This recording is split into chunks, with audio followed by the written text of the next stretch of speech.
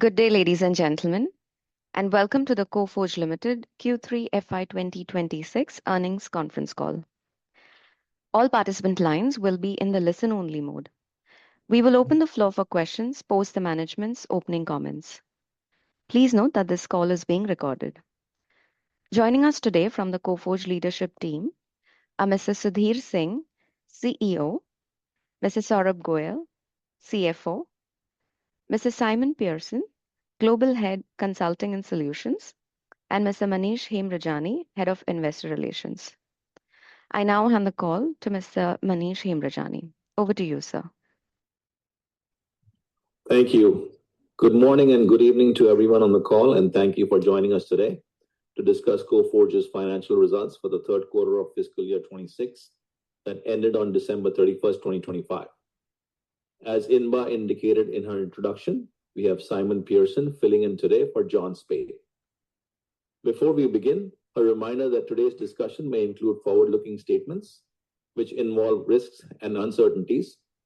Actual results may differ materially, and Coforge assumes no obligation to update these statements. With that, I'll hand the call over to Sudhir for his opening remarks.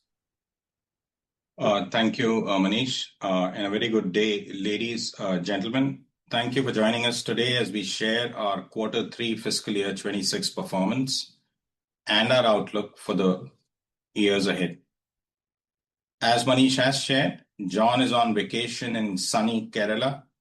He sends his regards to all of you, and he is keen to rejoin our call starting next quarter. Simon, my colleague, shall stand in for him during the call today. I shall provide an overview of our performance, touch upon the current market context, and then do a deep dive on results and operations data along with my colleagues.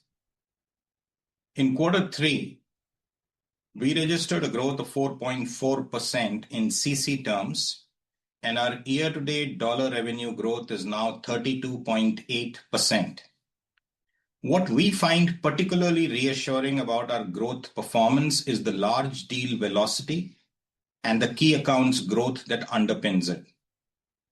The 6 large deals that we've signed in the seasonally weak Q3, a next 12 months signed order book that is 30% higher than where it was at the same time last year, and sustained growth across almost all key and top accounts has set us up for continued robust growth performance, not just in fiscal year 26, but in fiscal year 27 and hopefully beyond.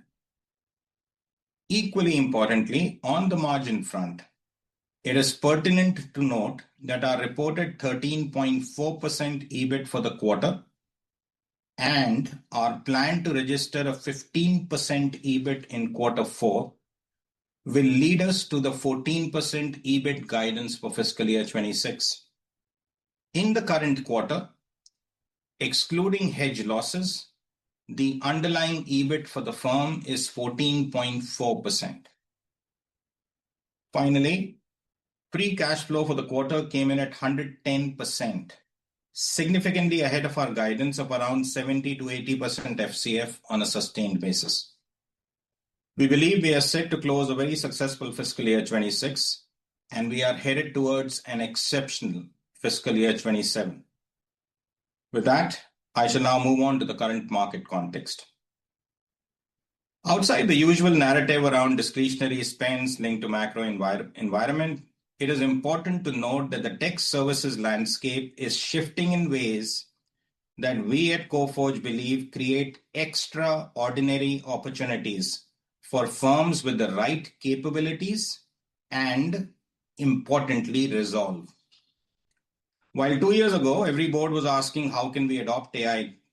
That question has now fundamentally changed. Our customers are no longer interested in AI strategies or pilot programs. They are demanding proof of business impact. They want measurable KPI improvements. They want clear paths to operational transformation.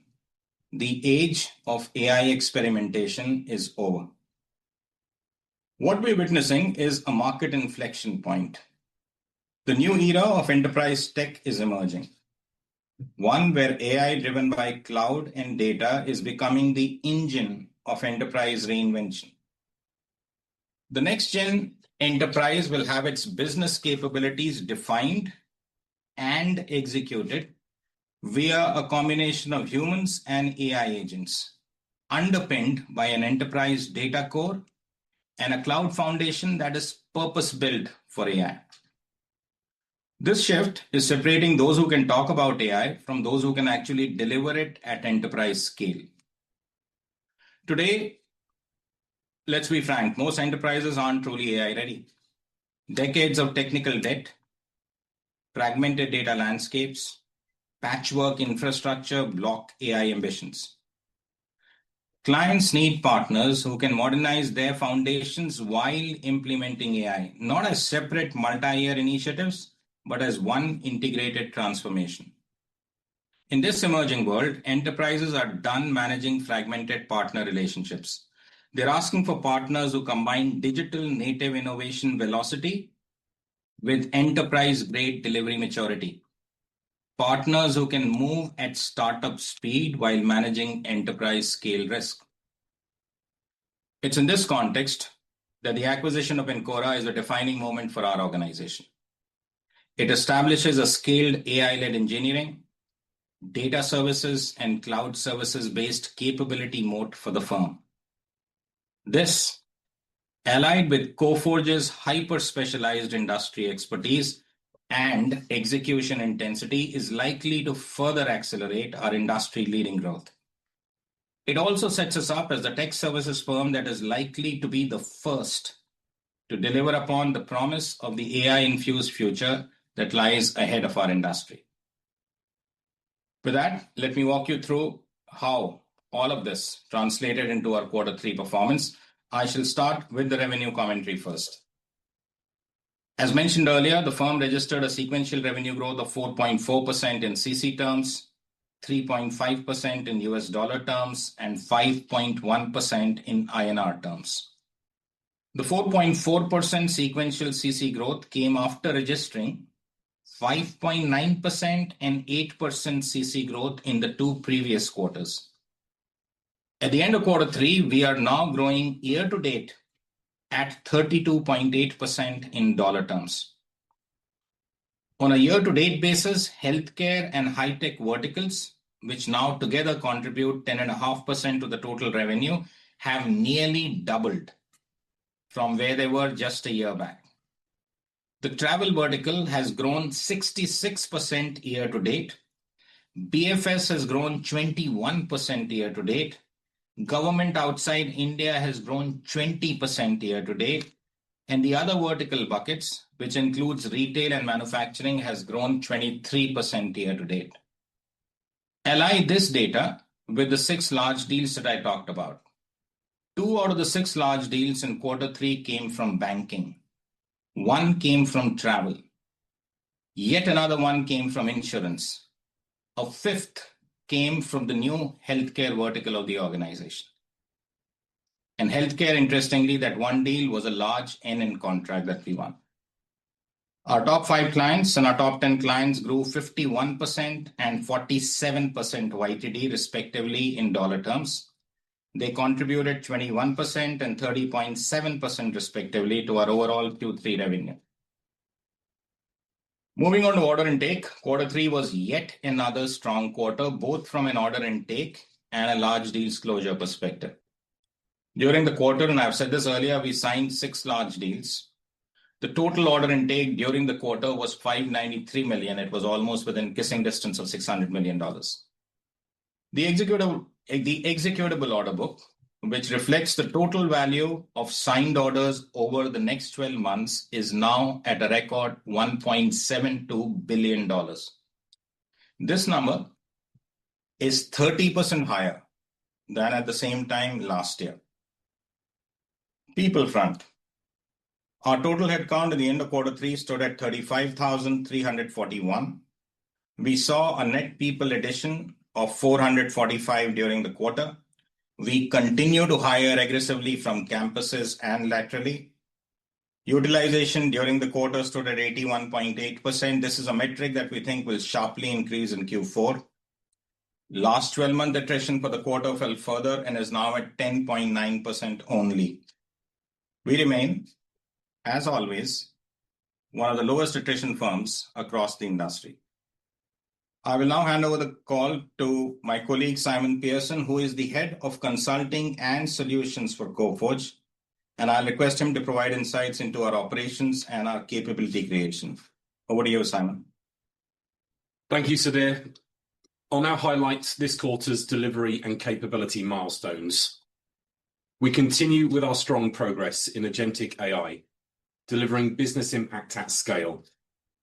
Through our AI assets, we are making engineering faster, smarter, and more resilient, enabling speed to market, architectural modernization, and precision in delivery. For example, in a recent landmark win at a leading global systematically important bank based in Europe, we deployed autonomous agents across data silos to transform cash flow forecasting for its corporate clients. It was a win that proves, at the intersection of deep domain expertise and emerging technologies, Coforge is the partner of choice for mission-critical transformation. This quarter, ForgeX, our integrated agentic AI engineering platform, delivered on further strategic engagements, each addressing complex engineering challenges. Some examples include a leading global airline, where we have accelerated delivery and improved operational resilience for a critical program through an AI-led software development lifecycle. In a large US financial services provider, we have built a platform with a roadmap of more than 20 domain-specific agents to industrialize automation and governance. We have modernized the legacy architecture of one of Australasia's largest general insurance brokers, using agentic AI accelerators to automate the refactoring processes, strengthening reliability and quality. And in a leading investment management company, we have deployed intelligent agents for product ownership and quality engineering to automate testing and defect analysis. Along with ForgeX, our AI asset portfolio continues to grow with 2 further additions this quarter, Integration Studio and Extender AI. These assets, along with the broader portfolio, are deployed at scale across 54 clients, solving complex engineering and business challenges. Our cutting-edge Gen AI-powered platform, Code Insight AI, is a state-of-the-art legacy modernization toolkit available directly in the Microsoft Marketplace. Deployment ready in Microsoft Azure's secure cloud-native platform. It is already in use across large format programs in travel, insurance, and banking, reducing risks, bridging legacy skill gaps, and accelerating transformations. Onto our successful engagements delivered in Q3. In banking and financial services, we have been acknowledged by a leading UK bank for our work in secured loan migration, advanced mortgage transformation, and deploying end-to-end bereavement automation. This program was recognized as their Transformation of the Year. At a global bank, our conversational analytics solution went live, reducing turnaround time by over 60% and improving case resolution quality. We executed platform upgrades and experience modernizations across multiple financial institutions, rebuilt a core digital interface for a major US utilities provider, enabled process-led savings for an Australia-New Zealand financial institution, and completed a complex SAP HANA upgrade for a global manufacturer. In insurance, we delivered a surety claims platform for a large US insurer, migrating bonds and payments from a legacy estate into a modern digital platform. For a major supplemental benefits provider, we completed one of the industry's largest conversions, migrating more than 5,000 groups and 2.6 million policies to a new policy administration platform. We also implemented governance uplift for a specialty insurer's excess and surplus casualty clearance process, reducing manual entry by about 80% and enabling straight-through processing via AI-driven rules and digitization. Moving on to awards and recognition, this quarter, analysts have reaffirmed our leadership positioning across AI-based analytics and automation, AI-driven ADM services, application development and application managed services, and the travel and hospitality ecosystem. ISG has recognised Coforge with our Star of Excellence Award in IT operations and secured 2 ISG Provider Lens Awards in multi-cloud public services. Additionally, ISG has positioned Coforge as a leader in insurance ITO services specialists in the ISG Provider Lens Quadrant Study, Insurance Services Strategic Capabilities 2025. And finally, Nelson Hall have positioned Coforge as a leader in AI-based analytics and automation, Gen AI use case capability, overall QE services and SAP testing capability in the Nelson Hall Quality Engineering 2025 NEAT. And with that, I will now hand over to our CFO, Saurabh Goyal. Thank you, Simon. We're pleased to report revenues of 41,881 million rupees in Q3 of FY26, reflecting a sequential growth of 4.4% in CC terms and 5.1% in INR terms. EBIT margin for the quarter stood at 13.4%, up 191 BPS Y-on-Y and down 60 BPS quarter-on-quarter. The reduction in EBIT was mainly on account of wage hikes of 100, which had an impact of 150 bips on margins, which was partially offset by various margin initiatives that we've been delivering within the organization for last 3 quarters and lower ESOP cost. We also had a headwind on account of increase in hedge loss during the quarter. The hedge loss reported for the quarter amounted to rupees 434 million as compared to 307 million in the previous quarter, reflecting an adverse impact of 26 BPS in the current reported EBIT. As you know, we take hedge losses in the top line. The same had an impact of 90 bips on reported EBIT margins. There were exceptional items to the extent of 147 crores during the quarter, out of which 118 crore is on account of new labour code introduced by Government of India. There is 13.5 crores related to expenses for the proposed Encora acquisition, and there is 16.2 crores on account of legal expenses which have been booked on conservative basis related to the cybersecurity incident. We have E&O cover, and part of these expenses will be reversed once we receive the money from the insurance company. As we have just concluded a large acquisition and are in process of taking regulatory approvals, we are expecting expenses associated with the transaction, including integration, funding, and WNI insurance and others over the course of next 2 quarters, and that would be in a range of $10 to $15 million, and details of that would be shared as we move along, but that's the ballpark range we are expecting.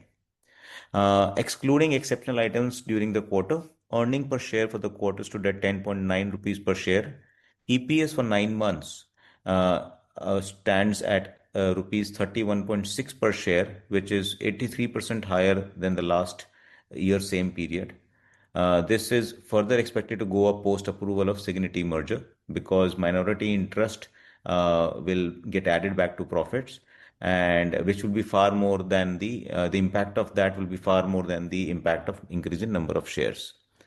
Coming on to the cash flows, we are pleased to report that FCF increased to $45.7 million, resulting in an FCF to normalized PAT of 110%. We have excluded the impact of exceptional items to arrive at this ratio. Billed DSO at 67 days, unbilled at 20, and contract assets at 14, totaling to 109 days.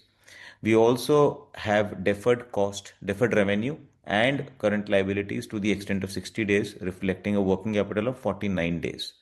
This was 48 days in the previous quarter. Capital expenditure for the quarter stood at $3 million.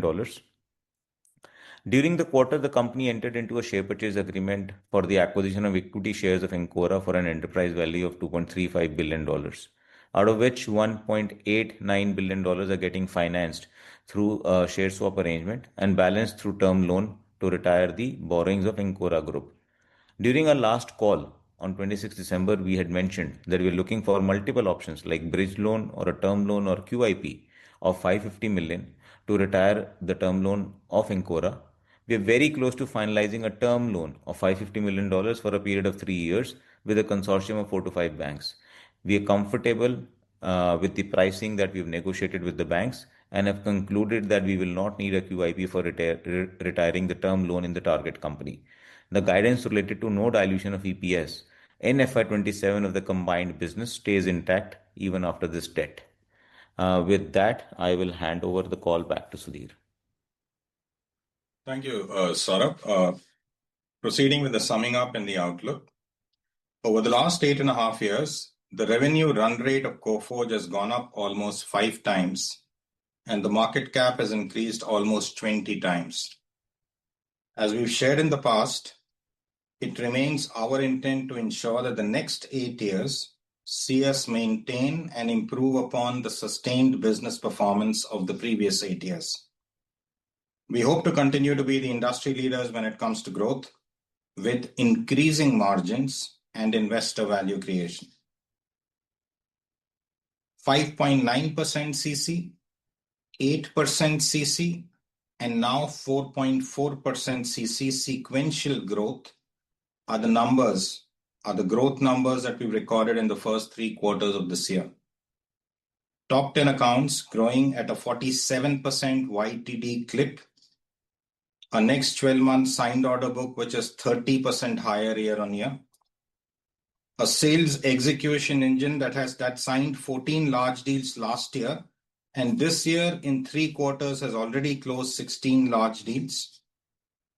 A pathway to 14% EBIT in fiscal year 26. All of these factors cumulatively set us up to close a very successful fiscal year 26 and head towards what will hopefully be an exceptional fiscal year 27. With that, I conclude my prepared remarks, and my colleagues Saurabh, Manish, Simon, and I look forward to hearing your comments and to addressing your questions. Thank you. Thank you very much, sir. Ladies and gentlemen, we will now begin the question and answer session. Anyone who wishes to ask a question may click on the raise hand icon from the bottom toolbar on your screen. We request participants to restrict their questions to 2 and then return to the queue for more questions. To rejoin the queue, you may click on the raise hand icon again. We will wait for a moment while the question queue assembles. The first question is from Abhishek Pathak from Motilal Oswal. Please go ahead. Yeah, hi, am I audible? Yes, sir. Yeah, hi, team. Morning. Congrats on a good, strong quarter. So a couple of questions, Sudhir. Firstly, on the vertical mix, very, very strong showing in healthcare, high tech, transportation, etc. BFS and insurance seem to be a little bit soft on a YY basis for the past couple of quarters. Just wondering on the BFS side, is this temporary, and is this partly attributable to the transition in leadership we've seen in this vertical? And do you expect this to kind of reverse meaningfully over the next couple of quarters, considering BFS remains a very strong vertical from a macro discretionary perspective as well? And the second question was around pricing the deals and how the delivery is changing for us in context of using AI tools. So just wondering how are we pricing deals differently? How are we structuring these deals differently from a year back? Do you see more and more margin gains coming in as we as we change that balance between humans and AI? And just lastly, a bookkeeping question for Saurabh. The unbilled revenues long term seem to have kind of increased a bit YOY and QOQ.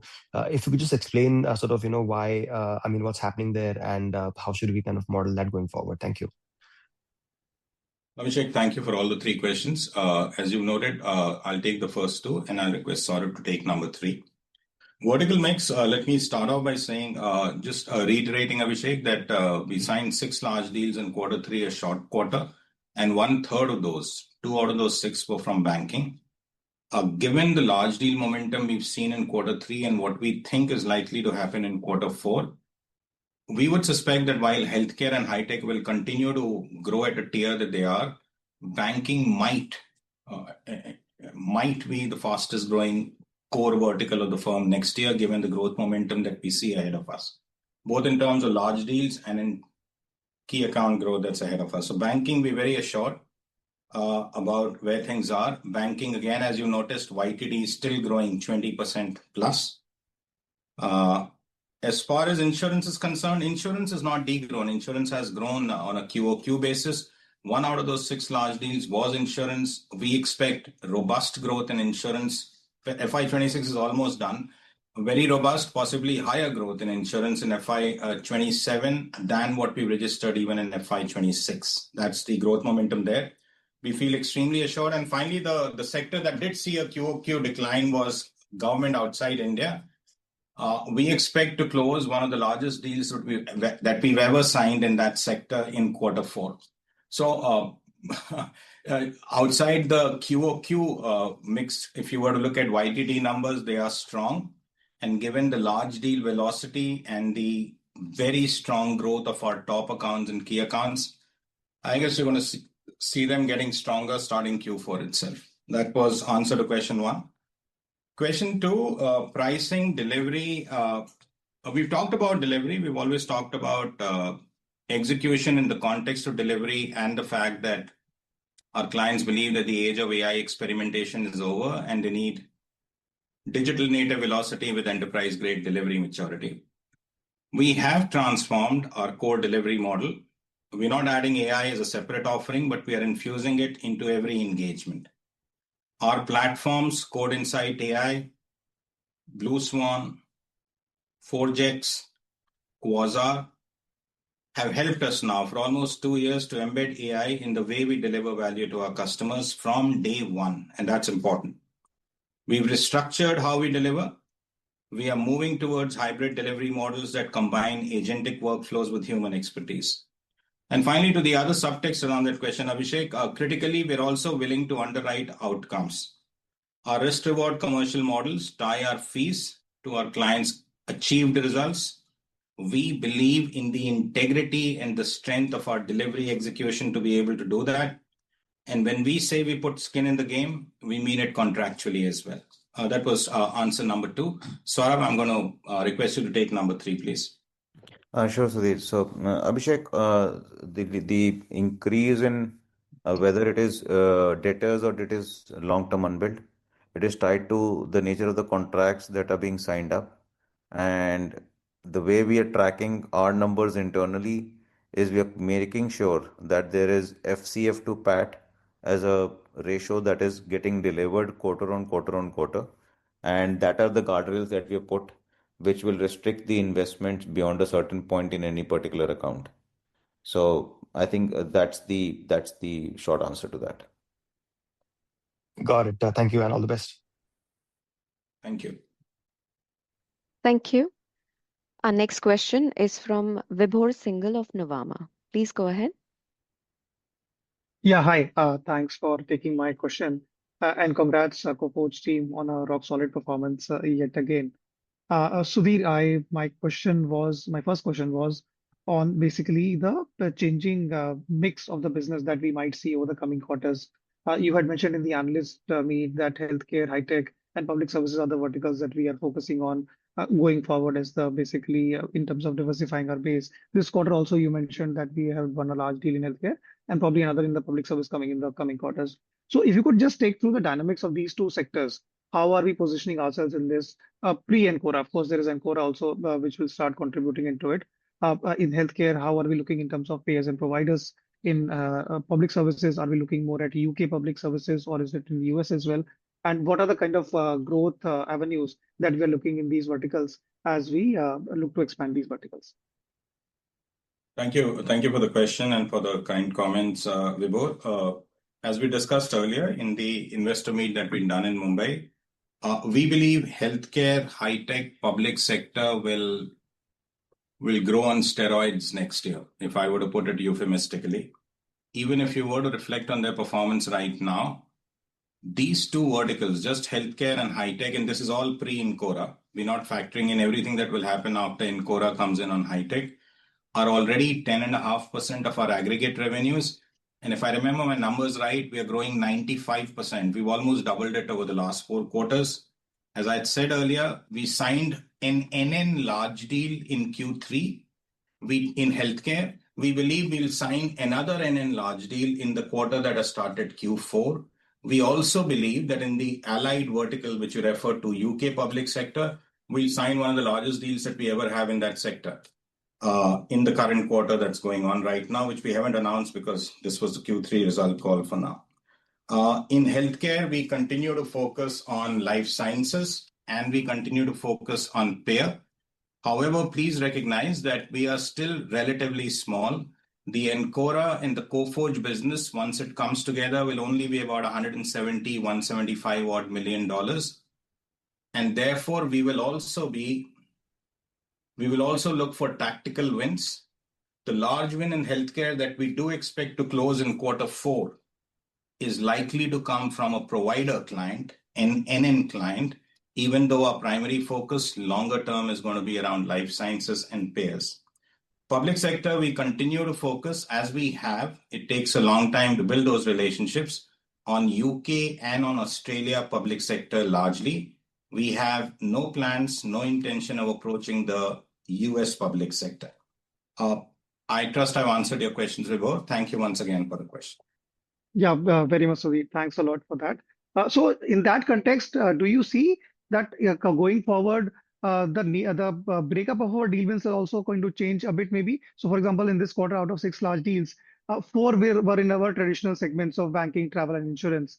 Do you think we could see a mix of more large deals in healthcare and public services maybe going forward? Or do you believe banking, travel, and insurance will continue to remain the forte of our growth, and that is where still the large part of the large deal and the demand remains? We believe that the total number of large deals on an average will go up. Banking, as I said earlier, we feel really confident about the pipeline that's building up. So banking, even this time, 2 out of the 6 large deals came from banking. Banking is likely to do extremely well. Travel, we think, is likely to do exceptionally well. So out of the 3 core verticals, insurance, we think next year will do better than it has even in this year, fiscal year 26. Having said that, banking and travel should outpace insurance. High-tech, healthcare, and this is all pre-Encora, will, we believe, continue to grow on steroids going forward. Got it, got it. Thank you so much for that detailed explanation. Just one last question for Saurabh. I think so. I think this time the numbers are quite very well explained and there. Just on the timelines of the 2 things. So I think Cigniti shareholder approval, as you mentioned, I think we've all seen has all come. So when do you think Cigniti could finally get fully integrated into in numbers in terms of financially? And in terms of Encora also, what is the timeline that you're looking for the share swap to be executed and thereafter the term loan to be retired? So, Vibhor, 2 things. One, shareholders' approval was received, and the application to the second motion application to NCLT was filed in the month of December itself. There's a hearing with NCLT in March, and I guess we should be able to get a result in 1 or 2 hearings. Our take is that maybe by March end, latest sometime before a results for sure, we'll be able to get the approval for Cigniti merger. And as and when the merger notice is received, as I mentioned earlier, the effective date of the merger is 1st April 2025. So which means we will, if we have not reported our numbers for Q4 and the financial year FY26, we will restate the 3 quarters, and when we report the full year numbers, hopefully there'll be no minority interest and new shares to Cigniti shareholders would have got issued. So that is on. So from a financial perspective, the integration would happen or the merger would get consummated by the time we report FY26 financials. That is point number 1. Number 2, when it comes to Encora acquisition, number 1, we had mentioned last time, and I had mentioned that in the call as well, that we are looking at a bridge loan or a QIP.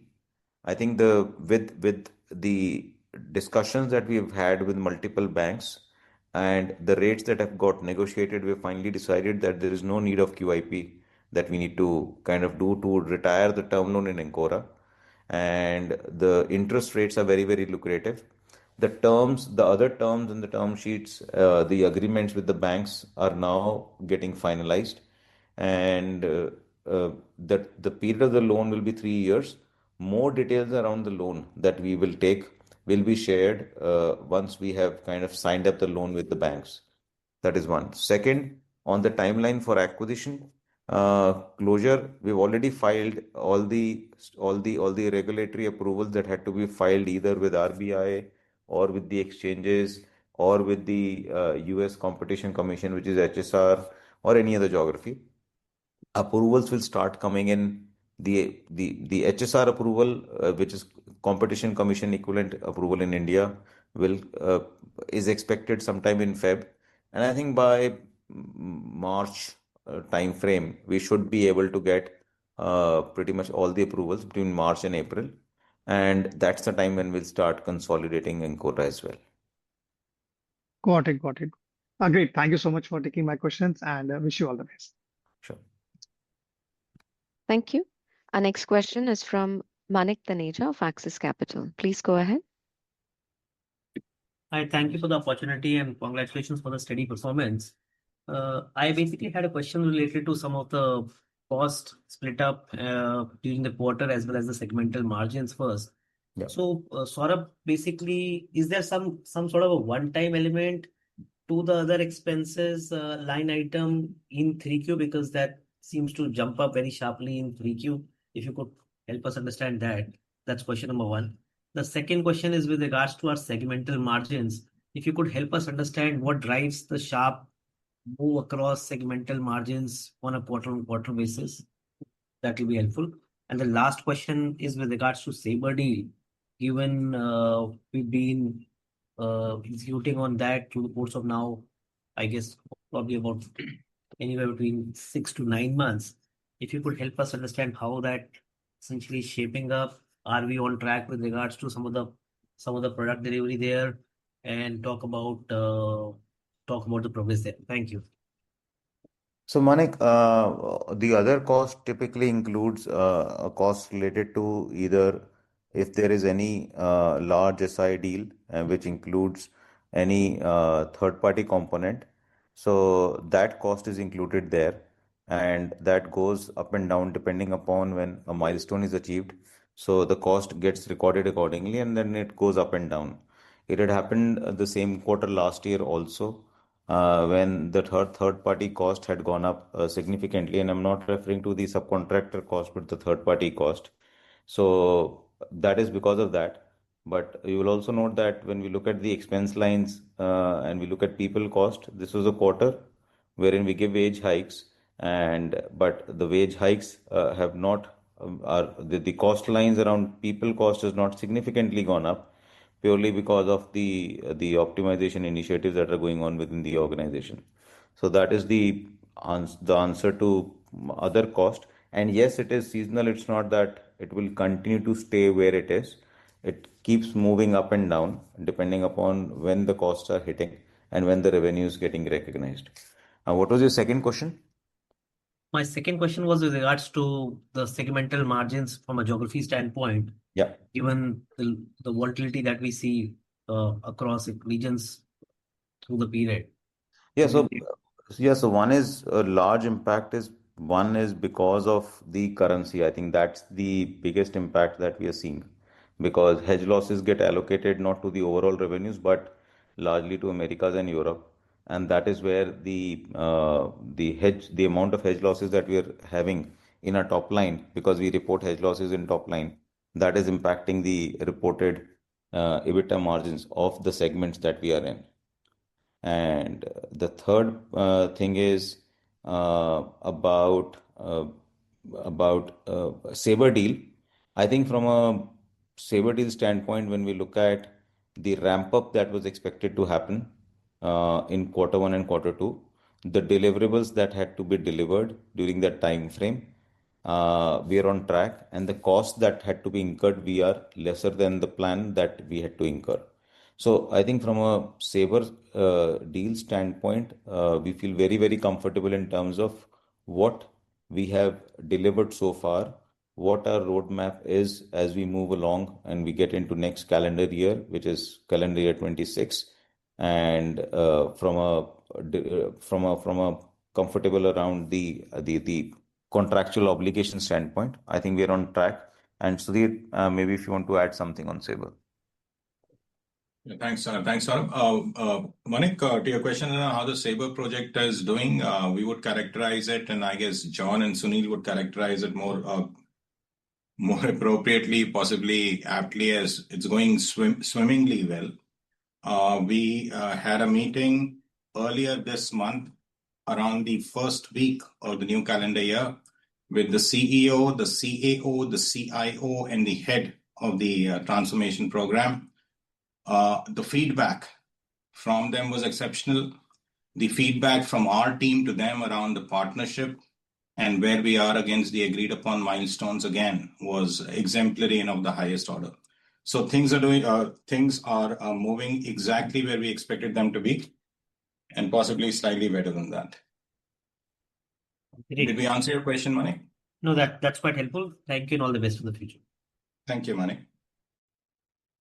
Thank you. Our next question is from Kawaljeet Saluja of Kotak Securities. Please go ahead. Hey, hi, Sudhir, Saurabh. Congratulations on a good print. I have a couple of questions.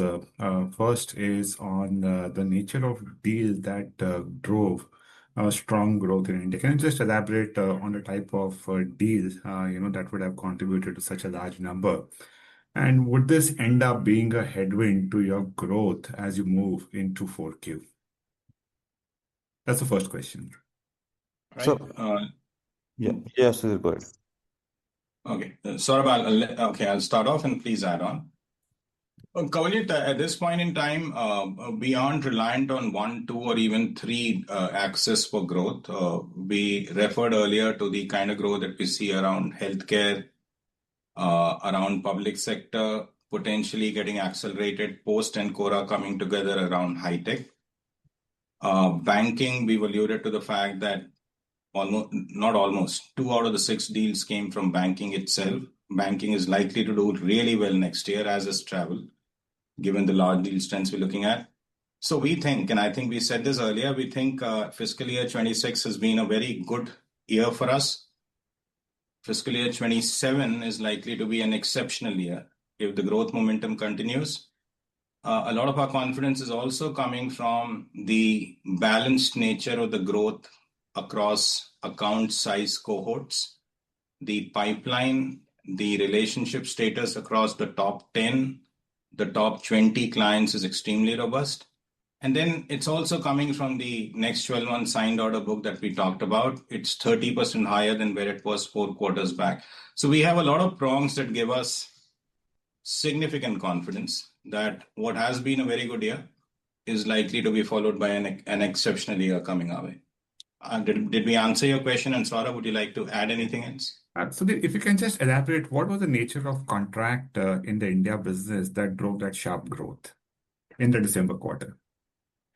So, In Kawaljeet, the India business. Sorry, go ahead, Saurabh. yeah. So Kawaljeet, a couple of things. One, when we look at the other direct cost, okay, so it has grown almost 4.5% Y on Y. And so there was a seasonality. So similar spike in Q3 last year had happened in the other cost. And it happens in case there is any third party component which is included as part of the solution to the customer, and you recognize revenue and book cost once the solution is delivered. So that spike came in Q3, which led to increase in DSO and also increase in liabilities and also increase in direct cost. Right. Okay, got that. Yeah. The second question that I had, Saurabh, is that what is your hedging policy, and are the hedge losses purely on account of the euro leg of hedging, GBP or USD? And if that's the case, what's the average rate of cash flow hedge book that you're carrying right now? So Kawaljeet, we've been using the same hedging policy consistently for last, I guess, a decade or so. And we take 90% we hedge the 90% of the exposure in a respective currency for next quarter, followed by 80, 70, 60, which is total exposure of 75% over a course of 1 year. And we do cash flow hedges, and our hedges are effective, because of which the hedge gains or losses goes and sit in the top line. The reason why the hedge losses have come in, it's not because of just dollar pound, it's because of, largely because of dollar, because dollar has just continued to run up quarter on quarter, month on month. We are also now revisiting the hedging strategy, wherein we will stop taking the cash flow hedges. which will then allow us to at least take the hedge gains or losses as part of the other income so that it does not impact our EBITDA or operational EBIT performance. And so that's where we are. Yeah. Okay, so are you going to basically pull back from hedging of cash flow? So it will be largely balance sheet hedges in So future. That's it the is, endeavor. yes. So again, nothing finalized yet, but yes, it is between cash flow or balance sheet hedging. Maybe we'll do something balanced, maybe something to do with debt that we are taking. Maybe there'll be natural hedge that will come in. So allow us a quarter or two, and we'll be able to provide more clarity on that. But it is under works, and there will be some update on this, if not later, but maybe next quarter for sure. Thank you so much for answering my questions. Thank you. A quick reminder to our participants, if you wish to ask a question, you may click on the raise hand icon again. We take the next question from Dipesh Mehta of MK Global. Please go ahead. Yeah, thanks for the opportunity. A couple of questions. I think first about you said risk reward where we are taking a risk of about, let's say, delivering deliverable kind of thing. So can you help us understand how we get the sense about it, whether it would be part of contingent liability about the potential risk which we are taking as a part of contract?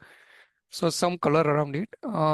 Second question is about the employee cost. I think Saurabh partly touched upon about some of the cost optimization actions or initiative which we have taken. Can you elaborate and provide more detail around it? Thank you. Sure. Let me take a quick stab at it. Risk reward, as you can imagine, is multiple flavors. Each one of those goes through our own risk assessment framework. This is something that Saurabh, as the CFO of the organization, owns. And this is something that our controller also gets into, as does the pricing head. When it comes to commercial constructs, there are decisions that are made strategically around engagement structures, whether they are joint ventures, BOTs, reverse BOTs, standard fixed price contracts, or milestone-based deliverables. Decisions are taken jointly by the CFO's office, along with the CDO's office, which is Sunil Fernandez, the global head of delivery of the organization. These are reported 3 times in a year to the risk management committee of the board to make sure that we stay aligned with where we are. You will have noticed, given the increasing margin and the very sharply increasing growth rate, not over 1, 2, or 3 years, but for now 8.5 years, that this approach, where we've been commercially judicious, but also been open to newer paradigms, has worked very, very well for us. So that's the broad risk management framework that we apply. I'm going to hand this over to you, Saurabh, to address the employee cost issue that was asked. Sure. And also on the contingent liability piece, Dipesh, typically what we do is we contain the revenue recognition because there is a risk and reward. So we do a balance assessment and we contain the revenue recognition. And once we pass the toll gate of which is a contractual toll gate, then the revenue gets recognized. So there is no contingent liability in the balance sheet that you will see, but it is the revenue recognition which is contained. So that is one. Second, employee cost. You would recall, I mean, in Q4 of last year, we had said that we're taking margin improvement initiatives. Maybe we've actually been talking about it for over a year now, wherein we were looking at improving ARCs, we were looking at containing bench, and we were looking at containing overheads.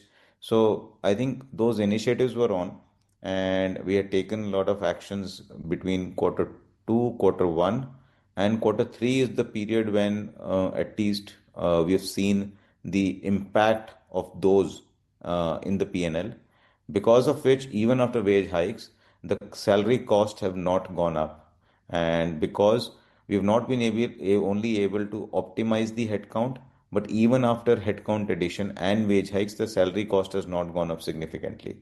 And you will continue to see this, and which is a function of actually reduction in ARC. And you will continue to see this benefit flowing down. And that is what gives us confidence for Q4 EBIT margins as well. Whether it partly reflect your pyramid change kind of thing? It is function of everything, Dipesh. It is Understand.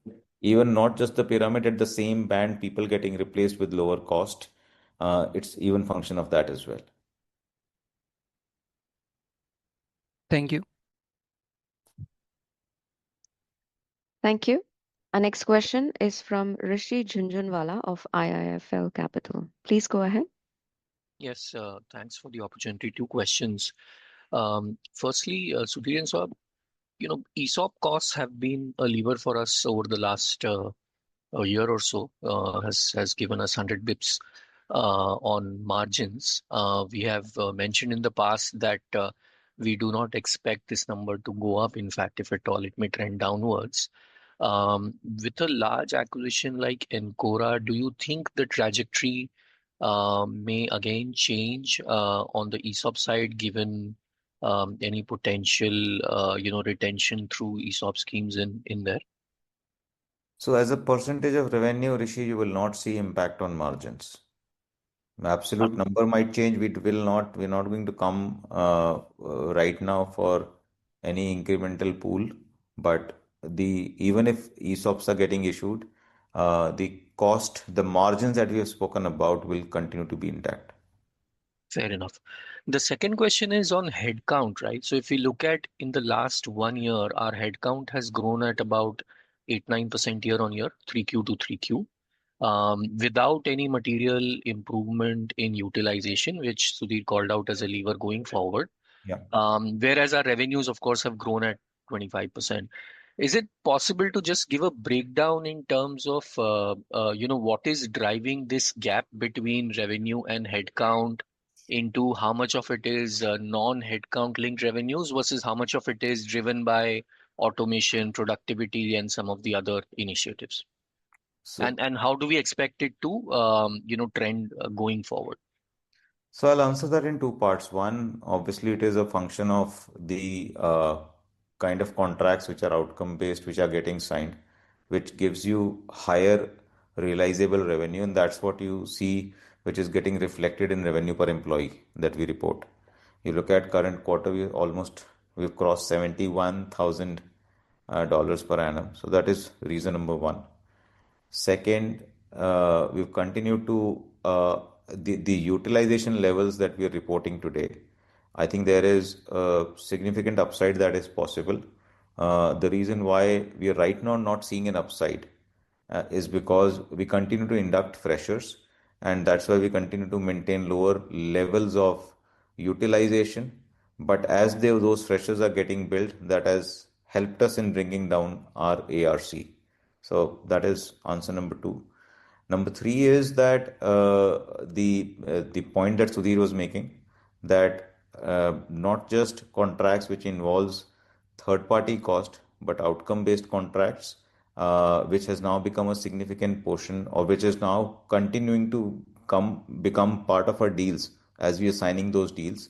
Over there, it's not just the revenue per employee, but the margins are high because of the risk that is being taken in those deals. That is leading to higher revenue per employee and leading to lower headcount addition as compared to revenue growth. Understood. Thank you. All the best. Thank you. We take our next question from Ravi Menon of Macquarie. Please go ahead. Hi, thank you for the opportunity and congrats on good revenue performance. Two questions here. One is, this unbilled revenue trend, as we take on more of these system integration contracts, is this likely to continue going up? And is there an absolute kind of unbilled DSO number that you'd be comfortable with? Because, this is the level of risk that we are taking on, and, how do you actually plan on controlling that? Second is on this other direct costs. So again, there is seasonality to understand. I mean, and is this also something that we should see going up? Because as you do these large system integrated contracts, is this another line item that might go up? So I'll take one by one. So Ravi, when we look at our balance sheet, we look at total working capital cycle. Okay, so I think today sitting around close to 48-49 days. And I think that is a number. So there are two lenses. One, you look at overall working capital cycle. Second, you look at FCF to PAT. we're committed to make sure that we continue to deliver an FCF to PAT that we've already talked about, and also maintain a working capital cycle which is closer to 50 odd days. If these two guardrails are kind of there in place, we will continue to sign large deals. We will make sure that, as I mentioned, FCF to PAT is getting delivered, EBIT margins are getting delivered, and within these guardrails, we'll continue to kind of invest in the customers or sign deals which, if requires investment in the customers upfront, we'll do that. So that is answer to question number one. Number two, other cost. It's not that this will continue to go up. I mean, as I said, over last 1 year, the revenues have grown almost 28 odd percent. But if you look at year on year, this cost has only grown 3-4%. So it's not that this line item will continue to grow. It is seasonal in nature. It will start coming down from quarter 3 or quarter 4 or quarter 1 onwards. And you will also see, as a percentage of revenue, even the subcon cost for us has now started, as a percentage of revenue, started coming down. I had mentioned that it has gone up because of certain either deals getting signed or certain acquisitions that were done, which had a larger subcontracting cost. So these costs will start coming down, because at the end of the day, if these costs continue to go up, there is no way we can keep delivering the EBIT margins. Right, thanks so much. And it's all that the salespeople cost has gone up a little faster than revenue. I mean, is this because of payouts related to some of the last deals we signed, or is this a sign that we are investing a bit more in sales to scale up some of these smaller verticals? You're referring to quarter on quarter or year on year? Year on year. Looks like it's a bit faster than revenue. Yeah, I mean, year on year, 23%, 25%. So if I look at growth, between 23% is revenue growth, year on year, salespeople cost is 25 odd percent. So I think it's the function of the investment that we have done. But you will look at the G&A cost has gone down. So what our focus has been, that we make sure that the investments in the sales is there, because it's not because of the commissions, but it's because of the absolute investment in the salespeople. Thanks. And one last question on travel. Because of the Sabre deal and the whole new platform that Sabre is creating, do you think there is a cross opportunity with airline customers, and their own transformation programs? Yeah, I mean, I think, Ravi, thanks for the question. The Sabre deal has already had, it's not in the realm of the hypothetical. It's already, when we look at the post-Sabre scenario for Coforge, we are on the verge of standing up a $20 million relationship with an airline, which was not a material customer by any stretch for Coforge, but was one of the biggest customers of Sabre. So that cross-sell has already happened, and we believe there is significant runway for more such relationships to get constructed over time, because Sabre is not just a client for us, it's also a partner for us on an ongoing basis. Thanks, Sudhir. And with Ancora, is that something that you think you can replicate in other segments too, where you do more product engineering work and use that to cross-sell into different verticals? You're right, Ravi. That's the intent. And if Signity is any reflection, the success of that acquisition, hopefully Ancora at a minimum will be as good as Signity was. And the intent, of course, is to take it up a few notches from even the Signity success. Thanks so much, and best luck. Thank you, Ravi. Thank you. We take our next question from Dhanshri Jadhav from Choice Institutional Equities. Please go ahead. Yeah, congrats on good set of numbers, team. So it was a great performance. My question is on Ancora integration. So as you said, the approvals will be done by the end of March. So should we see the integration, taking off in terms of numbers during end of the first quarter? Or how should we look at it? And some qualitative in terms of numbers post EBIT margins with the integration would be helpful. Saurabh, would you like to take that? So Dhanshri, we have to. So again, as I said, regulatory approvals are going on, and there are expenses related to regulatory approvals wherein the legal expenses are getting incurred. That will be coming in quarter 4, and the integration expenses will not be very significant in the current quarter, but there'll be expenses related to, again, legal expenses around funding that we're going to tie up with banks. And I don't think other than that, and there will be WNI insurance expenses also. So I think as of now, I have only this much of detail, but the whole integration related expenses would largely hit either towards the end of quarter four or March, start coming in then when we are closer to the approvals from all the regulatory authorities, or in quarter one. So, but again, right now, too early to say. The only three line items that I can expect between now and next couple of months that I have visibility of is the line item I just mentioned. The balance integration related expenses should actually come in Q1, which would be largely on account of there could be short close of certain contracts, the licenses and whatnot. There could be other expenses also. So I'll provide more details once we have more clarity, but we'll have to just wait till we get closer to the regulatory approvals, and then I'll have more details around that. And if you can just get some color on the rates at what we are, whatever interaction we are having with the banks. So whether lower single digit, or if that would be helpful. Oh, it will be around mid single digit. Yeah, thank you. Yeah, that's it from me. Sure. Thank you. Our next question is from Manik Taneja of Axis Capital. Please go ahead. Mr. Taneja, could you please unmute your microphone and ask your question?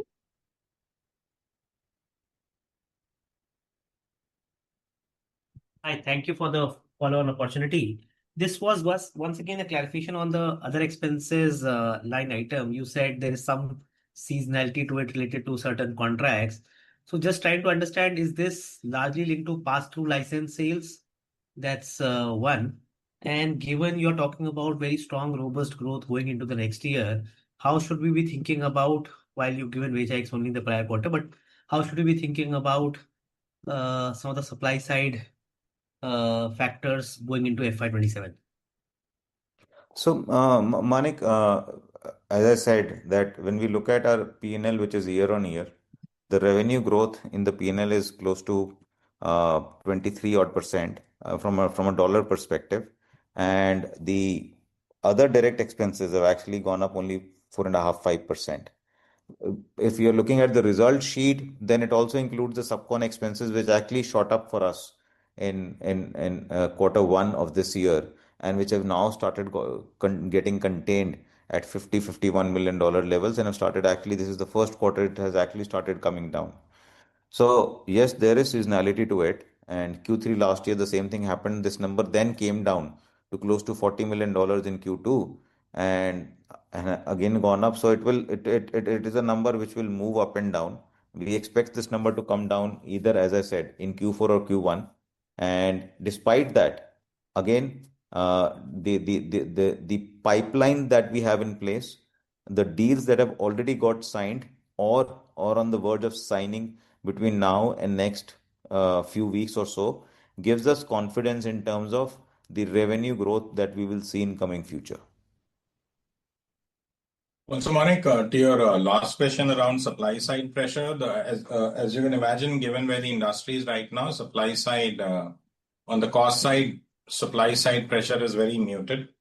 A wage hike has just been announced. It is obviously not going to be done at least for the next 4 odd quarters, 4 quarters at a minimum. Therefore, the confidence around margin increase, further margin increase in FY27 over 26 is also strong. Great. Thank you. All the best future. Thank you, Manik. Thank you. That was the last question for today. I now hand the call back to Mr. Sudhir Singh for closing comments. Thank you, Inba, and thank you, ladies, gentlemen. We know it's early morning for those of you joining in from India. We really appreciate the time and the intent. We always find these calls extremely productive and instructive from our vantage. We look forward to meeting all of you over the virtual call 3 months from now. Thank you very much. Have a great day. Thank you, members of the management. Ladies and gentlemen, on behalf of Coforge Ltd, that concludes today's call. Thank you for joining us. You may now click on the leave icon to exit the meeting. Thank you all for your participation. Goodbye.